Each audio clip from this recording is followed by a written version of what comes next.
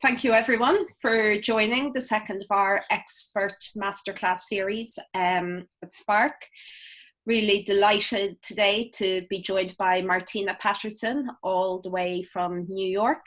And Martina is the BA Director at ViacomCBS. So she'll be sharing a bit more about what it means to be BA Director with us today. And for those of you who are from this side of the pond and may not be familiar with ViacomCBS, it's one of the USA's largest media companies. And a significant part of Martina's role involves selling change internally and getting people to buy into new ways of working. And definitely this is something I've experienced myself in my role time and time again, no matter what type of role or change it is.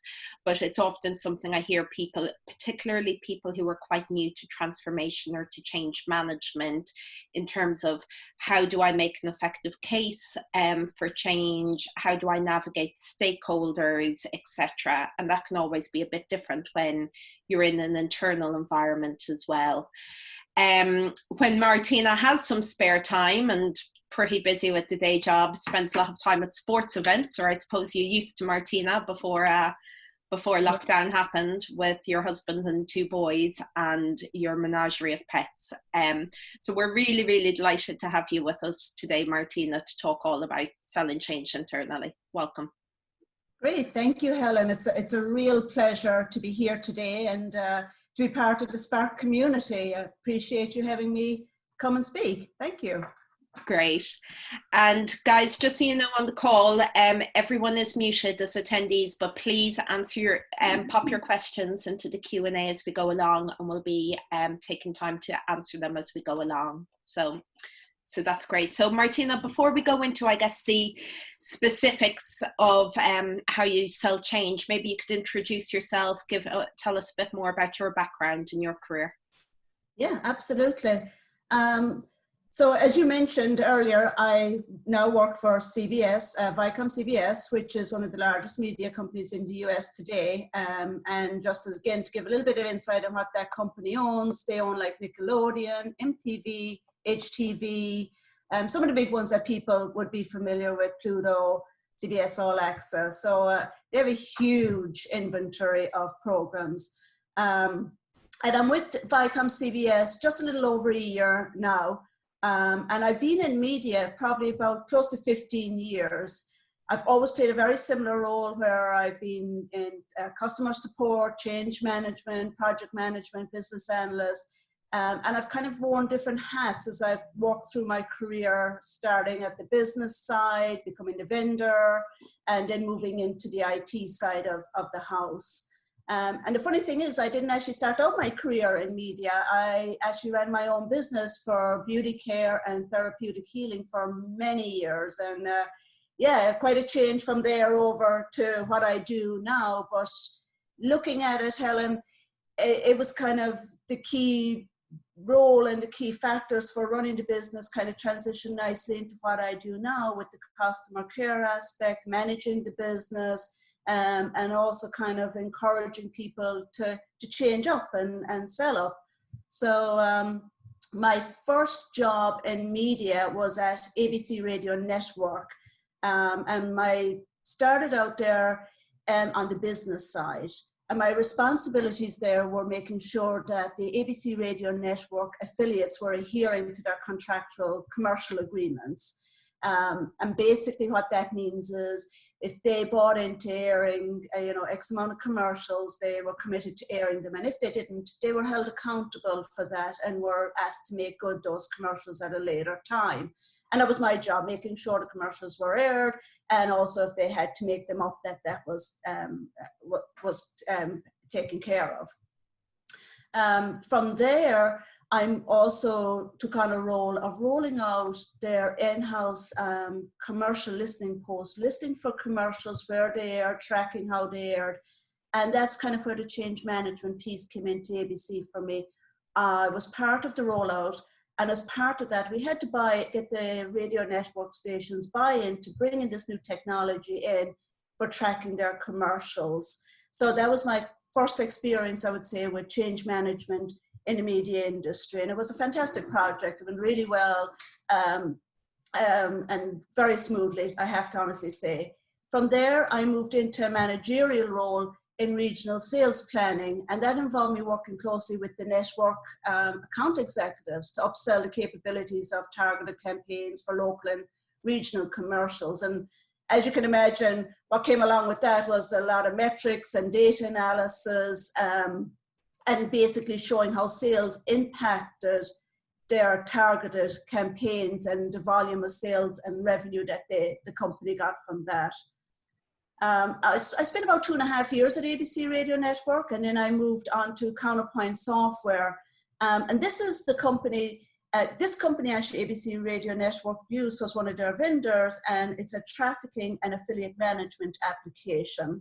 And this is where the salespeople will place their contracts for the commercials, manage the scheduling of their commercials, and also send out to the affiliates what they're airing and track what the affiliates were airing as well.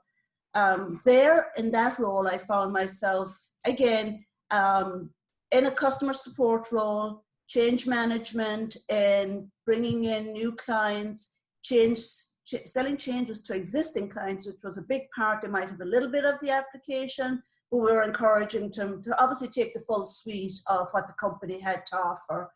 And while I was there, I was part of many projects of bringing on new clients and getting them set up and implementing, Counterpoint for them. Worked very closely with the business stakeholders and obviously the technical team on the Counterpoint software side. I learned a lot in this role, I have to say, what brought me to where I am today. Getting that technical side, understanding the business stakeholders, being the project manager, business analyst. It had a slew of different roles and wore many hats as part of that role while I was there at Counterpoint. And with that knowledge in hand, I moved on after 5 years on to CBS television networks, and I was a senior business analyst there. And here I was in IT, so I've gone from the business to the vendor and transitioned over into the IT department. So that was a little different because here I was in a business analyst role. So I was evaluating and analyzing the business processes and applications, and my responsibilities were delivering new or modified software system enhancements and integration solutions there. When I came on board at CBS, they were in the midst of a humongous project of rolling out a new traffic system. And that was extremely exciting to be part of that. My role there was doing the data migration from their old system into the new system, setting up test scenarios, making sure, you know, that the business were getting what they needed from this new system. And again, the change management came in because a lot of the folks were so happy with their old system and comfortable with it. More comfortable, I would say. That's the word you would use. Then happy, and getting them to transition over to this new traffic system, being part of that change management, making sure that they felt comfortable in this new application, and it provided to them the necessities for them to do their day-to-day job. While I was at CBS, I also was involved in research applications and CRM application management as well. So from a technical side, I got a broad span of knowledge there. I spent 5 years at CBS, and I moved to what was then known as Viacom. Since then, Viacom and CBS have merged together and hence become ViacomCBS. So now I'm at ViacomCBS. I'm part of the Media and Technology Service Department there, and my title is a BA Director, which again, it covers many roles in many areas, and I work solely with CRM for ViacomCBS. Work with our vendor Salesforce for implementing CRM strategies, and that brings me up to date of where I am. Great. Well, that, I think what you said there about wearing many hats definitely summarizes your career in terms of the change around. And I think it also goes to show that there isn't one straight career path when it comes to managing change or delivering this sort of transformation internally. So great to hear about the variety that you've had. And maybe we touched on ViacomCBS. For those of us who are based in the UK or in Europe, might not be as familiar. You're in a media company, lots of cool brands like MTV, which you mentioned, in New York. So maybe you can tell us a bit more about the culture that exists in the company. Yeah, so I am very fortunate, Helen. I get to work in what's known as the crossroads of the world, Times Square, Manhattan. It's a crazy, crazy place, but can I tell you, it has the best shops, and Broadway shows are right here at my fingertips. That's definitely the perk of being it with ViacomCBS. But in a serious note, it's a very diverse, multicultural workplace. It has a very vibrant culture. And I have to say, it really champions creativity. Viacom really wants you to strive, you know, for people to do well. They want people to come to work and be happy in their workplace, and they offer so many internal programs for their employees. There's a lot of development programs, cultural events. We have wellness initiatives. There's a wellness studio. I do try to go, well, now I'm in lockdown, so I can't, but I did try to go once a week at least. And of course, you can't forget the social gathering. We have a happy hour on Thursday afternoons, which is a big hit, as you can imagine. But it's a fabulous place to work on. It really offers everything for an employee. And not only that, to be part of a company that's so big and has so many programs, like no matter what you mentioned, you talk to somebody, kids, Nickelodeon, they know it. You know, MTV, everyone knows MTV, VH1, Pluto, the list goes on and on. BET, Black Entertainment Network, we have it all. There's such a large variety in our programming suite. It's fantastic to be part of that. It sounds fantastic. And maybe that sounds very, very glamorous, you there in your Times Square office. Maybe you could bring it to a bit more reality for us. What does a day in the life of Martina look like? Yeah, so right now in quarantine, I'm not sure. No glamour. No, there's no glamour. I'm going to pre-warn everybody. You might hear the odd meow behind. My co-workers here in my home office can be kind of rowdy sometimes, so be prepared for, you know, the odd shout at the Xbox. And my cat has no filters. He just kind of shows up in the middle of meetings. So. But yeah, so my day-to-day life summed up is overseeing and planning, developing and implementing our CRM application, which I mentioned is Salesforce. That's what my world revolves around now.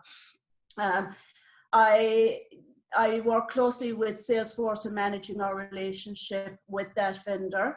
I have a near and offshore development team that I manage.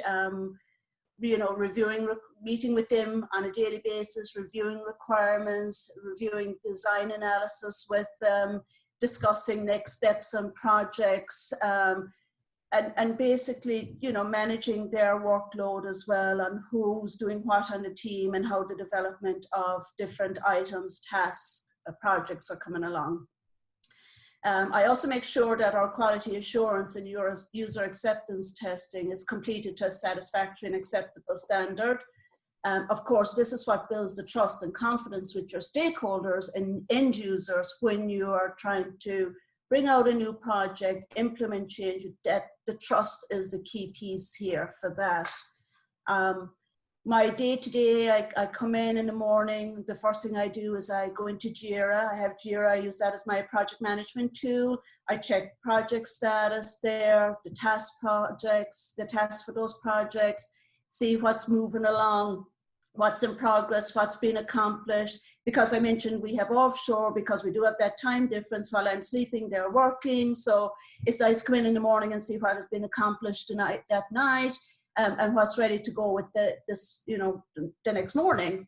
For the business side, the business stakeholders, I hold monthly prioritization meetings to meet with the business, and we discuss any open items that we have, what we're currently working on for them. We review any projects that are ongoing, and we also discuss release management. So that's a big part of my job as well. What items we are working on, or what release they'll be moved into, and when we'll move that into production for them. and also discuss new trends and upcoming changes for the application with them, and any obviously concerns or questions that they have around their side of using the application. We also use this meeting for reviewing any requirements gathering that we've done previously for any projects for them. We'll review the requirements, we'll discuss the scope and the project timeline with them to make sure, you know, we're still on track, we're still reaching what's been requested. And finally, I provide weekly and monthly reports to my upper management of the ongoing progress of the different projects and basically of the release management process too. That's great. And maybe you've mentioned CRM there and Salesforce. So I gather you're a big believer of, is it Uwana for Salesforce? Yes. Do you want to explain Uwana for people on the call who may not be familiar? Yes, so it's basically Salesforce, you know, everybody together, working together. It's like a big family, basically. So that kind of sums it up. Salesforce, I think, definitely prides themselves on, you know, everybody together. Everybody's here to help each other, and just, you know, a nice flow. That's how I would describe it, Helen. It's just a nice flow. It's a nice place. It's a nice application. Everybody is working together and sharing and coming together. Great. And maybe you can tell me a bit more about some of the projects you're actually doing with Salesforce. You know, what is the change you're trying to make happen? Yeah, so we have many projects ongoing. There's always something happening. So, but I would say my main goal with Salesforce right now is to get people away from being in individual groups. People love to use all different kinds of data depository types, like Excel, for example. People love Excel, but that's what I'm trying to do, get people away from that. And you see a lot in companies, this kind of siloed effort, like this is my job, this is what the data I gather, and you're doing another piece over here, when really it should be all brought together, because when you combine all that data, centralize it across the organization and create that, you know, collaborative tool and collaborative sharing of data, it improves everybody's work life and makes, you know, so much easier for everyone to see what's going on. Everything's at your fingertips. And especially for upper management, I would definitely say, you know, the main goal with the projects is to get upper management to have that ability to be able to run their own reports tailored to their needs, because I see a lot as well as, you know, they have to go through maybe 3, 4, maybe even more people to get the data they want, and everyone's gathering that data and compiling it into one Word document or Excel, and you have a whole day, 2 days passed, and you still don't have your report.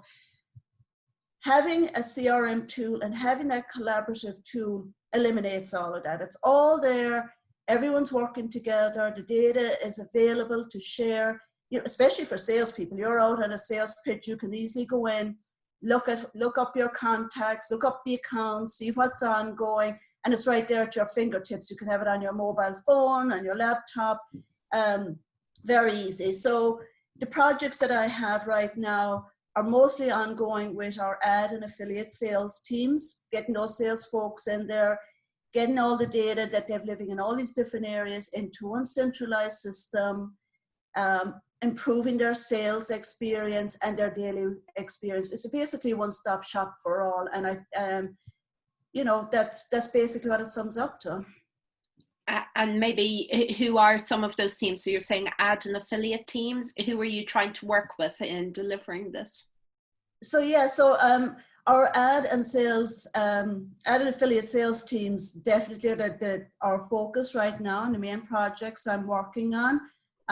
We want to get their accounts, contacts, opportunities. That's the kind of information you're getting in there. They're also running reports, checking the progress of their opportunities. We can do, you know, show revenue in there, in the system. So I would say for the business side, they're my main stakeholders right now. you know, the funny thing is, I'm actually going through a project right now for our media and technology service team, where a status report is created from all the different teams, and it's all rolled up to upper management to view on the status of all their ongoing projects. Right now I'm transitioning that into Salesforce, and that's a lot of fun. That's actually a cool kind of project to do, because again, you have all these different directors, managers with their style, and you're taking that and saying, okay, look, we're going to have one cohesive, centralized area. It's going to be organized. It's going to be so simple to use, and showing them the application and what has been built out, and hearing their reaction back has been fantastic as well, to say, hey, now I can just come in and can I have my other team member jump in, and can they update that, you know, that project for me, and realizing the benefit of it and how easy it is for them to do their job and track and manage their progress. Yeah. So that's really interesting, because I think I'm in quite a similar situation at the moment, working with a company, and they each have their own way of viewing the data and of managing their projects. And right. Individually, I don't think you could pick fault with any of them or the approaches. And there's historic reasons for why they have done it. There's personal preference, and now they're all embedded. And actually trying to go into, you know, 3 or 4 different directors of different areas of their business and say, hey, let's just do this one way. I mean, yeah. It is common sense, but at the same time, it's a bit, how do you get them to actually do that, to say, okay, I sign up that way you're showing me will be better than the way I've been doing it. So I find it a bit competitive as well. They all want to have the best way, so they don't necessarily like being told there's a new way. A new way. And that's what you're saying, Helen, is so true. You have people that have been doing this. I've done this for the last 5 years. This is how I've always done it. So why change? Why change? It's worked for me. And it did work. Absolutely, it worked. And people have come up with fabulous ways of managing their projects and managing their teams. But things are changing. And the big change I've seen is people want that data here, now, and at their fingertips. And I want to be able to log in, run a report, and see, here are all the high priority items I have right now. I don't have to go to 3 or 4 different people to find out what you've going on and pull that in that you consider high priority, and I'm waiting for that. You want to be able to just have that flow, that you have it at your fingertips. It's fast, it's easy, the data is there, and it opens up time for people. I think that's what people need to see as well, is it frees you up. It's not creating more work. That's the last thing you want to do, is bog people down with more work and another application and more data have to fill out. You want to think of, how is this going to improve their day?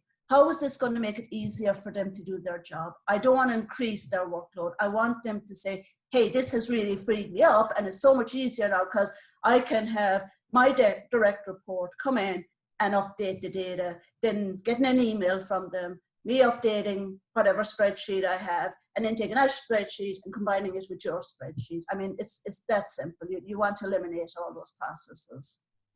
That's great. So then do you work with, say, each of those stakeholders individually, or do you work with them as a group? How do you go about doing that to make that case?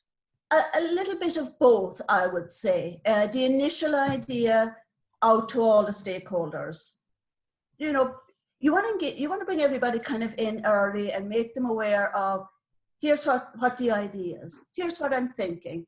And then from there, I set up individual meetings with the stakeholders to, you know, understand what they're doing, what their process is, and what they want from the system as well. And based on all those individual workshops, brought it together, put the ideas together, and came up with the best solution that fit everybody. But it's definitely a combination. I don't think you could just do one, but I would start out with having that group stakeholder meeting so everybody knows what's going on. You don't want somebody being caught off surprise, you know, off guard by surprise and saying, hey, I didn't know we were doing that. How come Joe so knows and I don't know? So you definitely, that's my approach on it. And actually really timely, someone has just asked on the chat related to that. So you've just said that you will come in and say, hey, I have an idea, can we work on this together? The question is, hi Martina, how do you initiate change? Do the directives come from top down, or do you spot opportunities for change within your role that you then influence? So again, it's a little bit of both. Sometimes projects are handed over to me from the top down. And once that, we'll manage those projects, that, that's great. I'm always looking for change. For our current existing clients that has ongoing support, I'm always looking for new ways to enhance what they have.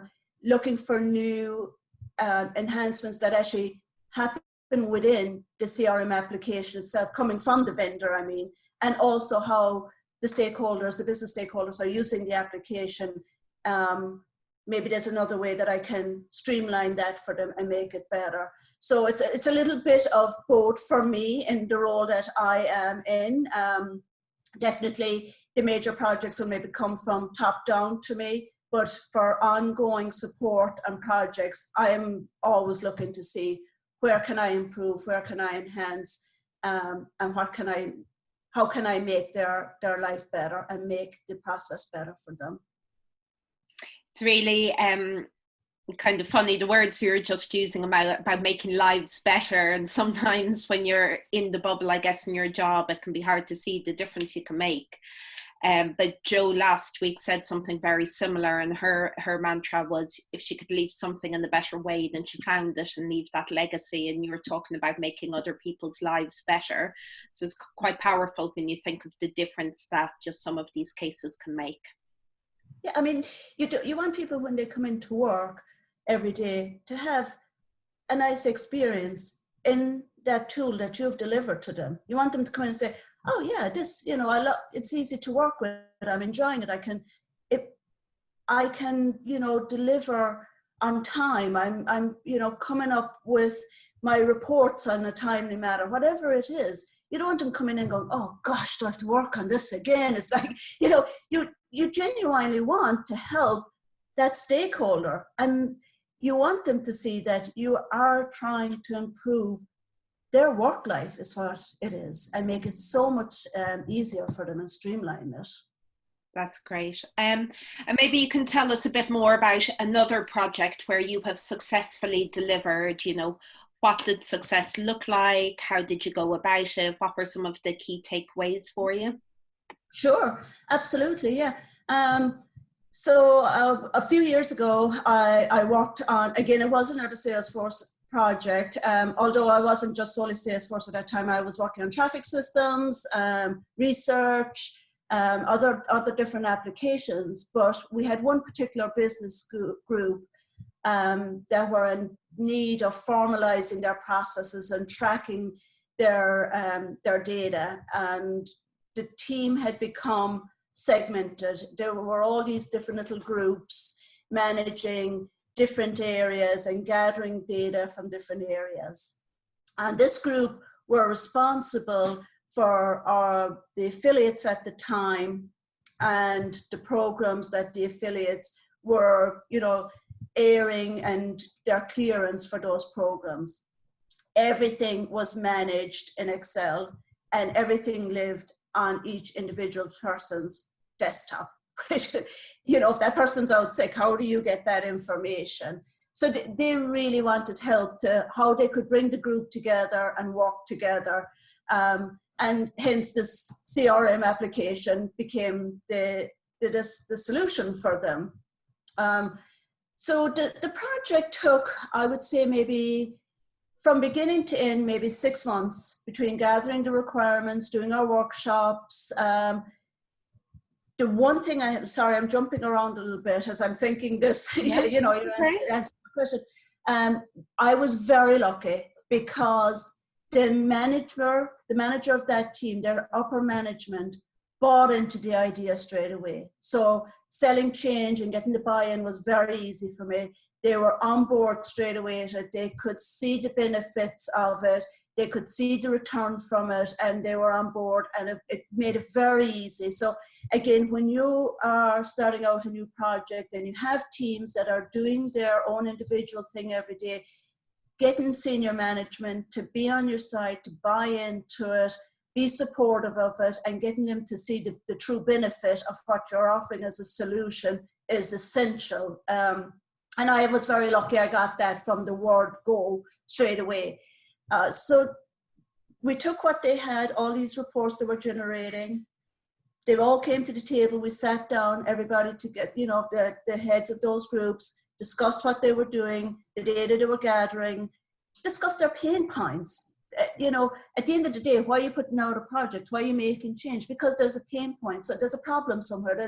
There's something that's not quite working for them. And this was it. They weren't sharing their data. It was so, siloed. So we created a CRM system, created a sales side of it, and also created a community side of it for their affiliates, which their affiliates loved. So what that means is basically we had a web link for their affiliate people to log in. They could see the upcoming programs for the next season.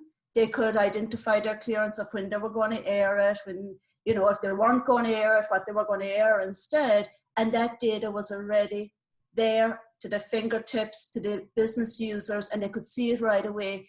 Then trying to gather that back from those affiliates, which could take weeks before they'd get responses back. It was there, it was immediate. They could reach out to the affiliates, send them notifications saying, hey, this needs to be responded by the end of this week. If it doesn't come by the end of the week, another friendly reminder. So it had lots of flexibility around it. And I believe they're expanding, how they use it, and they've seen the benefit of it. The teams have come together. All the data is there in one place. They can all see it. The management team are happy. They can see what's going on with the affiliates and the clearances. They can track again. It's all about tracking and reporting what those managers need to see. So, yeah. What you said there, and that's a great example of your senior stakeholder being bought in. I think that is so critical, and I think it's the number one thing I've heard again and again when I'm speaking to people trying to make change happen, how to get that senior support. So we actually have a similar question coming from Claire, who says, where do you find that you face most resistance to change? Do you take a different approach to stakeholder buy-in depending on who the stakeholder is? So if it's an analyst who's using the system versus a senior manager, does that change your approach? Absolutely. So to start with, I'd like to say, you cannot get buy-in from senior management down to the lower levels, whatever level you're at, unless you yourself are sold on the idea and 100% this is the right decision. Once you believe yourself, this is the right idea, this is the idea I'm selling, this is the right direction we're going, it makes it a lot easier to sell and get that buy-in. Because if you're kind of going, well, I don't know, but hey, look, we used it in some other area, let's give it a shot. That's not going to fly. That's not going to work, because the first thing you want to do is you want to build up the trust of the stakeholders that you're going to be dealing with. As regards resistance, if you can show the upper management side of that stakeholder side that what you are providing as a solution, if you can show the benefits, you can show the turnaround, the simplicity of it, and how it improves the workflow, then that's key. You might, because a lot of times you don't, but you might hit resistance, I think, at the lower level, because that person is feeling threatened. Sometimes they consider it as you're coming in and you're changing up their whole work, and they're afraid, there's that fear of losing their job, the fear of having to change, learning to learn new skills, new way of doing their work. And it's more at a personal level. It's the fear of that change. So for me, what I do with that person is I involve them. get their ideas, you know, show them what we're trying to do, get their buy-in. And that can be hard to do when you're faced with somebody who's nervous about, you know, you're going to take over their job, and this application system is going to take away their job because now I don't have this Excel to do anymore.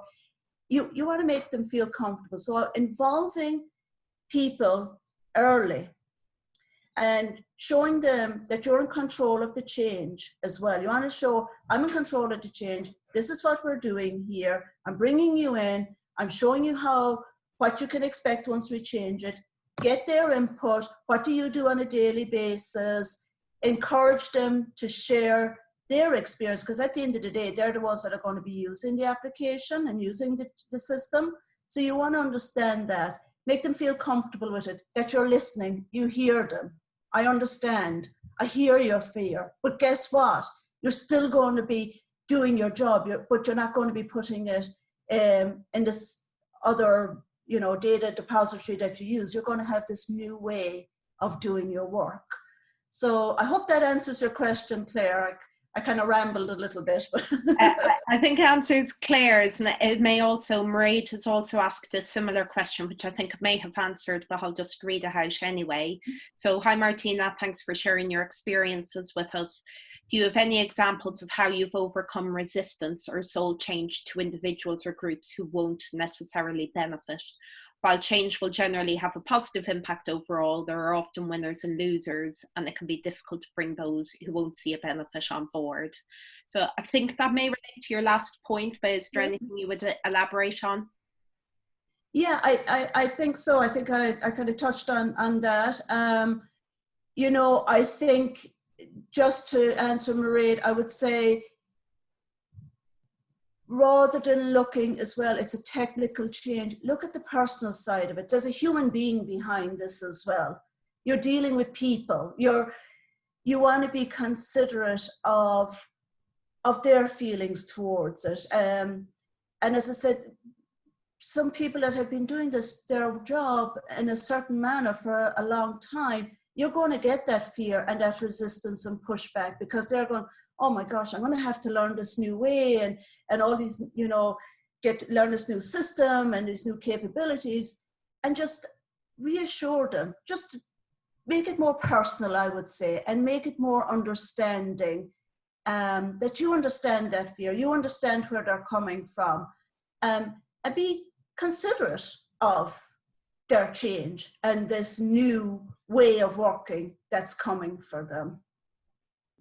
Great, thank you, Martina. We have some more questions coming through. This is from Anonymous. So, silos can be a way of maintaining control for some teams. How do you win over stakeholders who are reluctant to collaborate?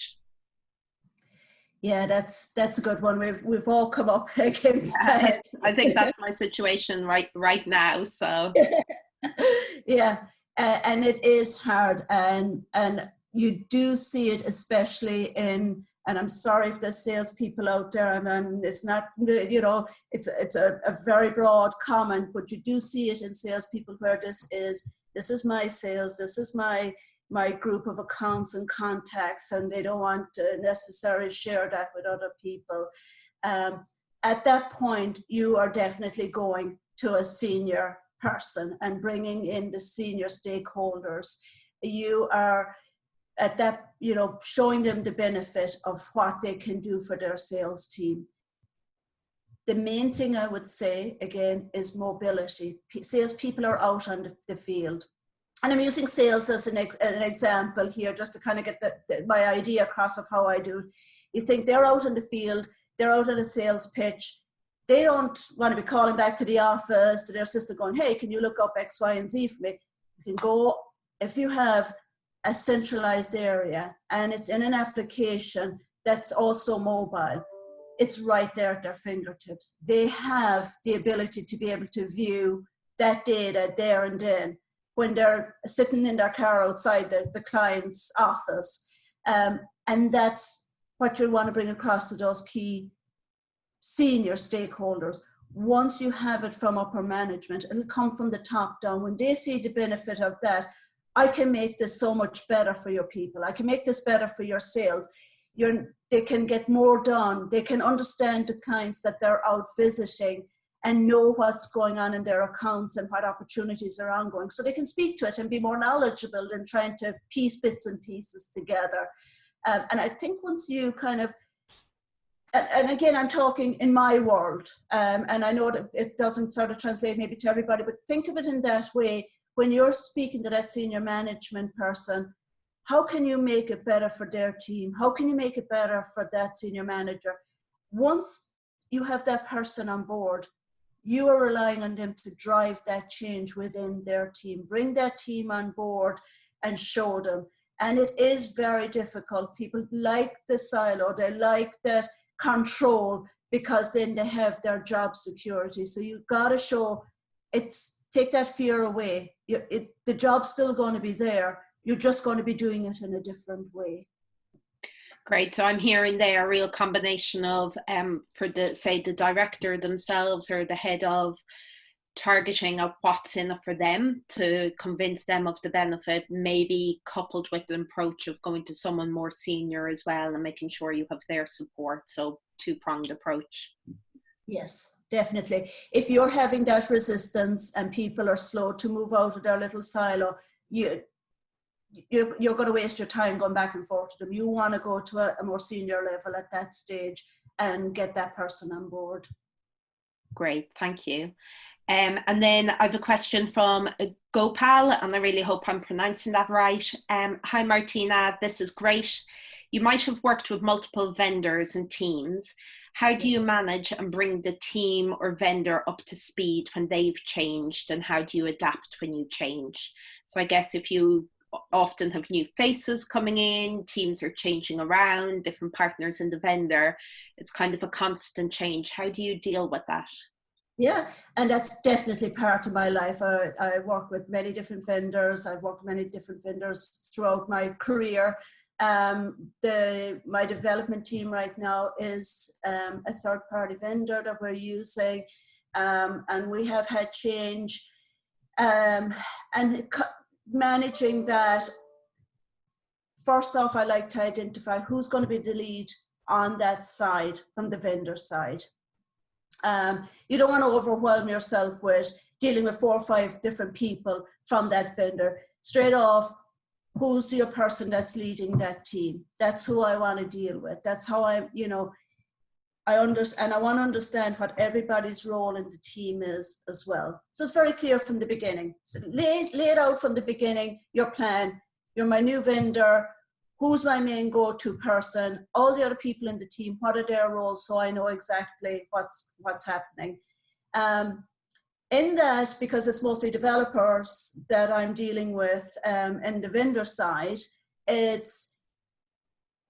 I would control that from in front of the business stakeholders, not more internal in our own media and technology group, but definitely when we're out in front of our key business stakeholders. Again, that's why I have that one person identified as the team lead. You don't want to overwhelm people with all these different team people coming in from consultants companies. It just becomes too bogged down as well for people to understand what's everybody's role. Again, that's kind of managing it in front of the business and managing it as a team leader. Now, how do I manage the team? And I think that's maybe where Gopal is going, is how do I manage that vendor? I have offshore, that's Indian time zone, and I have near shore, which is like an hour or so difference. How do I manage that relationship? We have status calls. We have, status calls about our projects internally at ViacomCBS, and we also have a meeting with that vendor to see how they're doing. Are they struggling with anything? Do they have any questions back for us? Having that communication, and communication is key. Communicate. I can't say it enough. Make sure you have great communications, because listen, you're dealing with people in different countries, different time zones.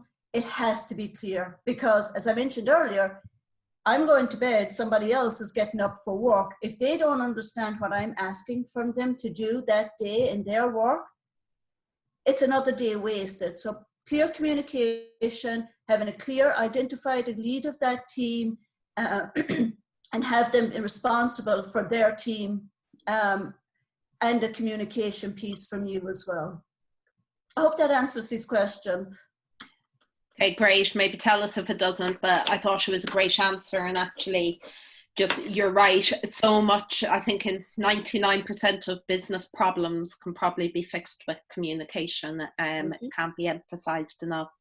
We have another question from Kim. Kim's asking, how do you manage conflict between business and IT, where a project is IT-led and driven and not necessarily reflective of the business needs or requirements? I guess you're quite uniquely placed, having moved from business to the IT side. So if you could share your thoughts on that. Yeah, absolutely. And sometimes I'm in the liaison role between, the IT and business, although I am in IT role right now. So I have been there where, you're hearing it from both sides and trying to control that. Definitely sometimes, yes, I will put hands up in IT. We have an idea, you're hungo, you want to go with it, and you can see it, and you have that business person going, whoa, let's put the brakes on here a little bit. Again, back around to what I said earlier, it's definitely showing them the benefit. My idea might be fantastic, but to them it might not be. You have to see a way to show them, look, I did this. Let's use this as an example, okay? So I had one particular situation where we had implemented a solution for one business group. And we're like, oh yes, hey, this would be great over here in group B. We should definitely do it. When we got in front of that business group, they were like, no, I'm not doing that. So I'm busy trying to sell my pitch.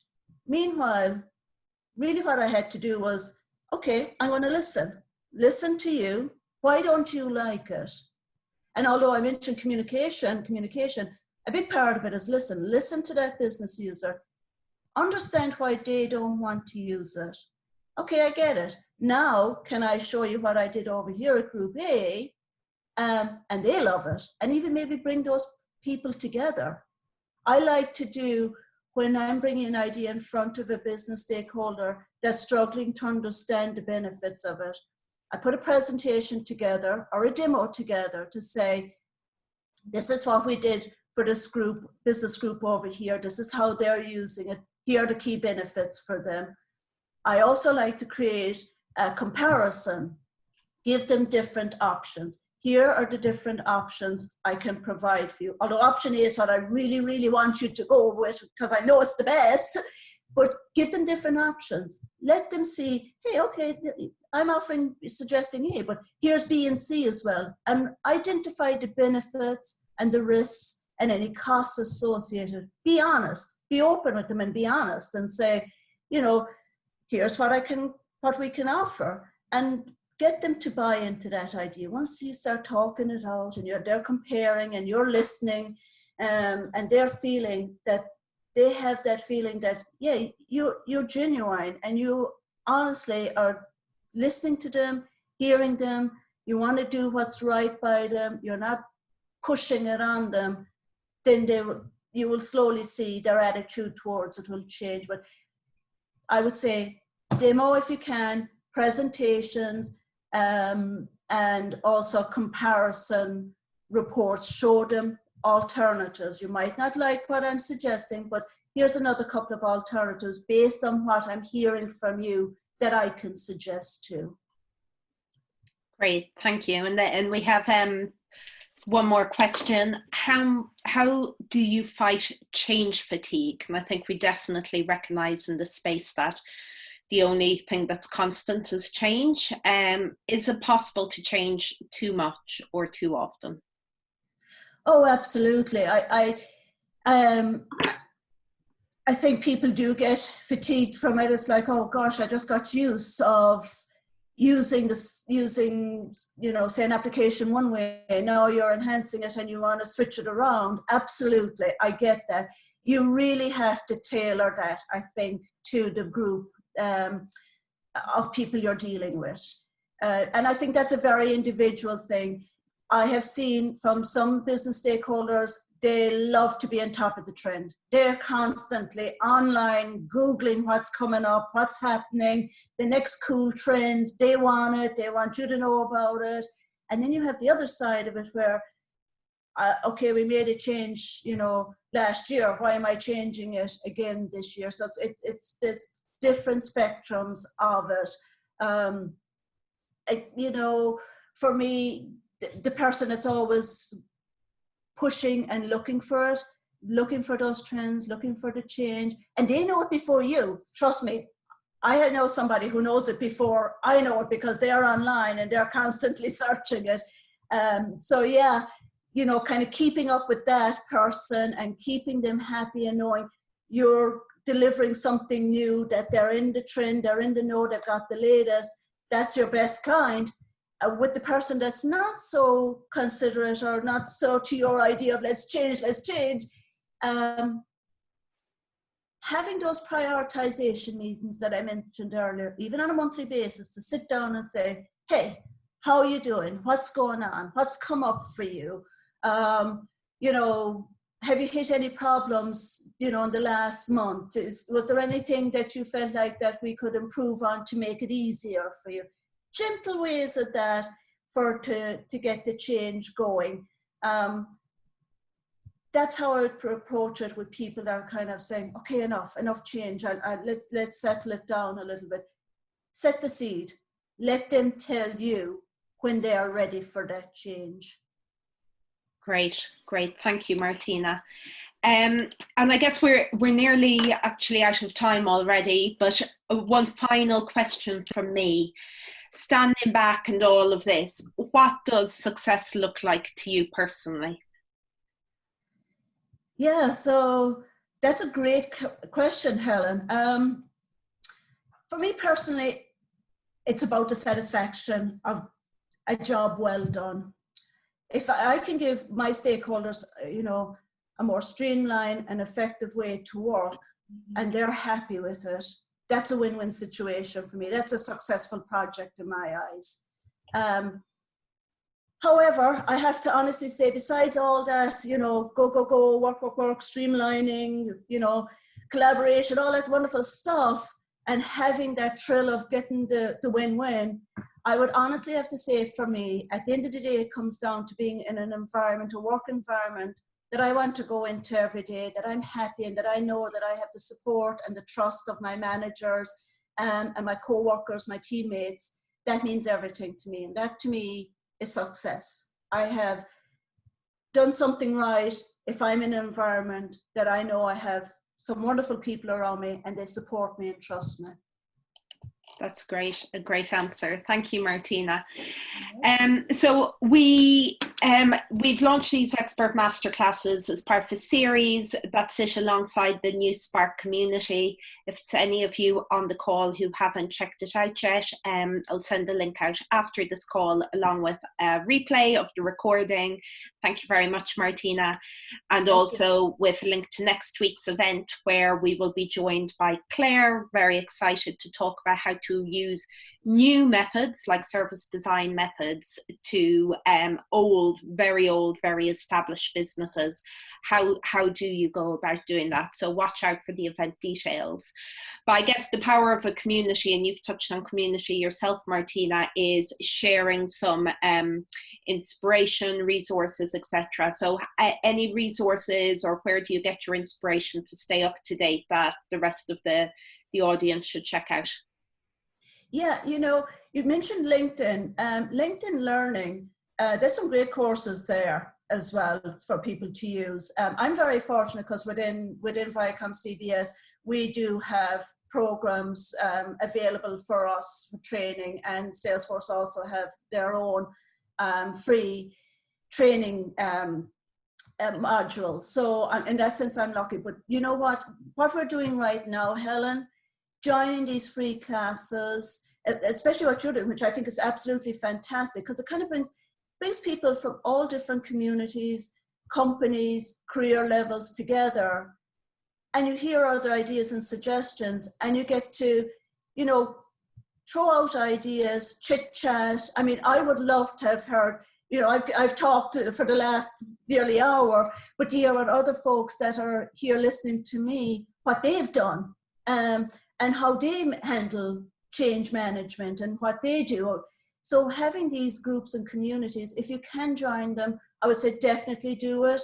I personally try to take part in some group sessions at least once a month, because you get so much inspiration out of it. And sometimes you kind of feel not alone, but like, gosh, am I the only one doing that? And then you hear somebody else with the same problem and how they're handling it. It's like, oh yeah, great, that's a good idea. So being part of these communities, sharing ideas, and not being afraid to say it. Look, we all have issues. We all have this struggle at work some days that it's like, God, how do I get that stubborn client to change their mind or whatever, you know? And it's lovely to have somebody to talk it out with and know you have the support of a community and another group to go to. I have to say as well, for me, I do try every day to take 30 minutes out of my day in the crazy balancing work and home life right now, which is crazy, between all the cooking, all the dinners I'm cooking. I've never cooked so much in my life, guys. And people that know me know I hate to cook. So yeah, so that's a bonus. But, you know, just taking that 30 minutes, be it, you know, on a YouTube, on LinkedIn Learning, coming to one of your classes, Helen, anything, just take 30 minutes a day and learn something new and look at it as an investment in you. You know, some people it's like, oh, well, it's work or whatever. It's not, it's you. Learn something new every day. That's my motto. I try to take 30 minutes every day and learn something out with what I do. So, you know, that's what I suggest with people, to kind of keep on top of things, stay with the trends, and it keeps the brain going as well. It keeps you, you know, engaged. That's great. And we really are out of time now, I'm afraid, but we please hop over to the community, to the link. It's accelerator.wearespark.io. I'll send it out. We'll post this, but any follow-up questions for Martina, any experiences you can share yourself, please get involved in the conversation. Once again, I'd like to say thank you so much, Martina, for being so human today. I think really human and personable. It's very clear to see why you're so successful at your job, and also the passion really brought it to life. So I personally got a lot out of it, and I'm sure everyone else on the call did as well. Thank you. Thank you, Helen. Thank you for having me. Take care. Bye-bye. Bye, guys.